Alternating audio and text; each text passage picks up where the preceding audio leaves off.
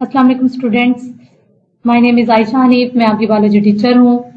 आज हमने chapter number 6 में इंजाइम्स टॉपिक को भी इंजाइम से डिस्कस करना है और ये टॉपिक 9th क्लास का है। सबसे पहले हम देख लेते हैं व्हाट आर इंजाइम्स। इंजाइम्स क्या होते हैं? Enzymes are proteins that catalyse by chemical reaction and are not change during the reaction.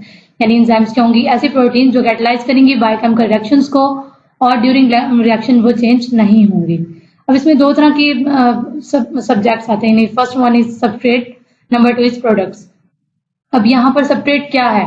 The molecule eight which enzyme act और कॉल्ड सबस्ट्रेट। यानी वो मॉलिक्यूल जो इंजाइम पर एक्ट हो रहा होगा वो क्या कहलाएगा? सबस्ट्रेट कहलाता है। और प्रोडक्ट क्या होगा? The enzymes convert them into different molecules. यानी वो एंजाइम जो डिफरेंट मॉलिक्यूल्स में से कन्वर्ट कर देता है वो क्या कहलाता है? उसका प्रोडक्ट्स कहलाता है। ठीक है। नेक्स्ट इसको डायग्राम के लिहाज से आपको बता देती हूँ कि एंजाइम है सिंपली हमारे पास, और ये हमारे पास इसकी बेस है। यहाँ से सबस्ट्रेट आता है और यहाँ पर आकर फिक्स हो जाता है। ये इसकी एक्टिव साइट है। एंजाइम्स में हम बेसिकली एनाबॉलिज्म और कैटाबॉलिज्म के बारे में भी पढ़ते हैं। अब यहाँ पर जो टर्म है एनाबॉलिज्म, इसका मीन क्या है और कैटाबॉलिज्म इसका मीन क्या है? एनाबॉलिज्म और कैटाबॉलिज्म आपस में अपोजिट है एक दूसरे के। वो कैसे? कि एनाबॉलिज्म में एक बायोकेमिकल रिएक्शन है जिसमें क्या होगा? लार्जर मॉलिक्यूल जो है वो सिंथेसाइज होंगे। यहाँ पर जो मीन है सिंथेसाइज का वो क्या मीन है? यानी लार्जर मॉलिक्यूल्स बनते कैसे हैं? तो ये स्मॉल मॉलिक्यूल जो है जब कंबाइन होंगे एक दूसरे के साथ तो हमारे पास एक लार्जर मॉलिक्यूल बन जाएगा। तो ये क्या, कौन सा प्रोसेस कहलाएगा? एनाबॉलिज्म प्रोसेस कहलाएगा।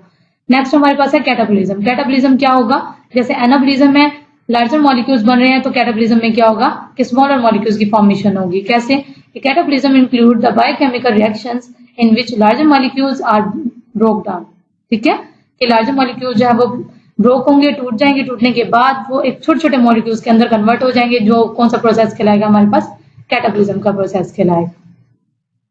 नेक्स्ट हम इसकी प्रॉपर्टी देख लेते हैं कि usually energy release in catabolism and it is utilise in anabolism. Basically जो कैटाबॉलिज्म के दौरान जब भी रिएक्शन हो रहा होता है तो उस दौरान एनर्जी रिलीज होती है। जब एनर्जी रिलीज होगी वही एनर्जी किस में यूज हो जाएगी? एनाबॉलिज्म के प्रोसेस में इस्तेमाल हो जाएगी। इसको नेक्स्ट हम डायग्राम की मदद से और ज्यादा अच्छी तरीके से समझ लेते हैं। ये डायग्राम है जिसमें देखें सबसे पहले हमारे पास क्या है? लार्ज मॉलिक्यूल है। लार्ज मॉलिक्यूल क्या हुआ है? कैटाबॉलिज्म के प्रोसेस के जरिए स्मॉल और छोटे छोटे मॉलिक्यूल्स में कन्वर्ट हो चुका है। ठीक है, इस दौरान क्या रिलीज हो रही है? यहाँ पर एनर्जी रिलीज हो रही है। अब ये जो स्मॉलर मॉलिक्यूल्स हैं जब ये दोबारा अगेन ज्वाइन होंगे, इकट्ठे होंगे तो हमारे पास एक लार्ज मॉलिक्यूल की फॉर्म बना देते हैं। तो ये कौन सा प्रोसेस कहलाता है? हमारे पास एनाबॉलिज्म का प्रोसेस कहलाता है। और इसी दौरान कैटाबॉलिज्म के जब कैटाबॉलिज्म का प्रोसेस हो रहा होता है तो उस दौरान हमारे पास जो एनर्जी है वो रिलीज हो रही होती है। देन वही एनर्जी एनाबॉलिज्म के प्रोसेस के अंदर इस्तेमाल हो जाती है। नेक्स्ट हमने इसकी डिस्कस करनी है कैरेक्टरिस्टिक्स की। कैरेक्टरिस्टिक्स इसकी क्या है, अहमियत क्या है इन एंजाइम्स की? तो हम सबसे पहले देख लेते हैं कि almost all enzymes are proteins. सबके सब एंजाइम जो होते हैं प्रोटीन्स होते हैं। इसका क्या मतलब हुआ कि सबके सब अमाइनो एसिड से ही मिलकर बने हुए होते हैं। Number 2, most enzyme reaction rates are millions of times faster. यानी इसमें से बहुत सारे एंजाइम्स ऐसे हैं जो रिएक्शन रेट जो है वो उनका मिलियन टाइम जो है फास्टर होगा। Then enzymes are usually very specific for the type of reaction. यानी हर एंजाइम जो है वो has a type of reaction के लिहाज से जो है स्पेसिफिक होगा।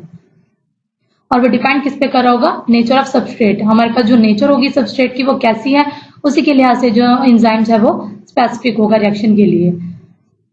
Then only small portion of enzyme molecules is directly involve in catalysis. यानी स्मॉल पोर्शन जो होगा एंजाइम्स का वो डायरेक्टली इन्वॉल्व होगा किसमें? कैटालिसिस के प्रोसेस के अंदर।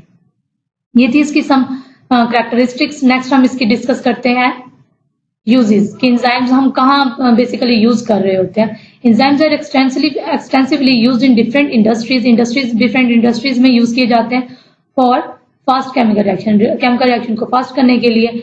फॉर एग्जांपल हमारे पास यहाँ पर 4 टाइप्स की हमने यहाँ पर यूजेस डिस्कस करने हैं। फर्स्ट ऑफ ऑल हम देख लेते हैं कि फूड इंडस्ट्री आ रहा है, देन ब्रूइंग इंडस्ट्री है, फिर नेक्स्ट भी हमने देखना है कि सबसे पहले फूड इंडस्ट्री को डिस्कस कर लेते हैं कि फूड इंडस्ट्री में कैसे एंजाइम रोल प्ले कर रहे हैं। Enzyme that break starch into simple sugar. क्या करते हैं एंजाइम? स्टार्च को छोटे छोटे सिंपल शुगर में कन्वर्ट कर देते हैं और फिर इसको इस्तेमाल किया जाता है किसमें? व्हाइट ब्रेड बनाने में और बंस वगैरह बनाने के लिए इस्तेमाल किया जाता है। नंबर 2 हमारे पास है ब्रूइंग इंडस्ट्री कि एंजाइम जब ब्रेक करता है स्टार्च को प्रोटीन्स में तब हमारे पास कौन से प्रोडक्ट्स आते हैं, यीस्ट आता है, जिसको हम फर्मेंटेशन प्रोसेस के लिए भी इस्तेमाल करते हैं। नेक्स्ट हम नंबर 3 देख लेते हैं कि पेपर इंडस्ट्री क्या होती है और बायोलॉजिकल डिटर्जेंट में इसको हम कैसे यूज करते हैं। Third one is paper industry, enzyme जो है ब्रेक करते हैं स्टार्च को लोअर विस्कोसिटी में, देन उसको हम किस में इस्तेमाल कर सकते हैं, मेकिंग पेपर, पेपर बनाने के लिए इस्तेमाल कर सकते हैं। जो आम सिंपल पेपर हम यूज करते हैं उनको बनाने के लिए इस्तेमाल किया जाता है। नंबर 4 हमारे पास लास्ट वन है, इसका यूजेस कि बायोलॉजिकल डिटर्जेंट में हम किस तरह से इस्तेमाल करते हैं। बायोलॉजिकल डिटर्जेंट में दो तरह के एंजाइम्स इस्तेमाल किए जाते हैं। नंबर 1 हमारे पास प्रोटीएज है, नंबर 2 अमाइलेज है। अब प्रोटीएज का क्या काम है कि वो किस लिए इस्तेमाल किया जाता है, remover of protein strains from cloth, कपड़ों पर जो दाग धब्बे वगैरह लग जाते हैं उसको हम इस एंजाइम के जरिए भी रिमूव कर सकते हैं। सेकेंड वन जो इसका एंजाइम है वो है अमाइलेज। अमाइलेज एंजाइम क्या है, इसको हम डिश वॉशिंग के लिए इस्तेमाल करते हैं to remove the different things. तो यहाँ पर हमारा टॉपिक क्लोज हो जाता है। उम्मीद है आपको बहुत पसंद आया होगा और मजीद नेक्स्ट टॉपिक के साथ मिलते हैं। Thank you.